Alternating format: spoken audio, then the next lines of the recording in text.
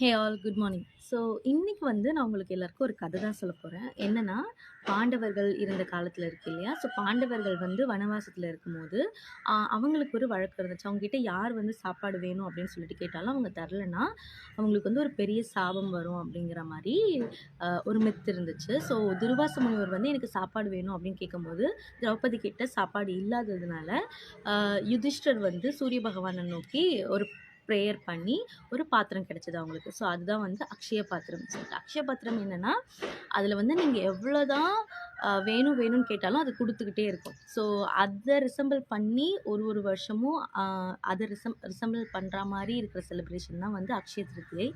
So இந்த உலகத்தில் இருக்கிற எல்லா வெல்த்தும் சரி, so wealth in the sense of not only money or gold, இந்த மற்ற எல்லா வெல்த்தும் வந்து தனக்கு நம்மளுக்கு வந்து சேரணும், நம்ம நம்ம கூடவே இருக்கணும் அப்படின்னு சொல்லிட்டு செலிப்ரேட் பண்ணுறது தான் அக்ஷய திருத்தியை.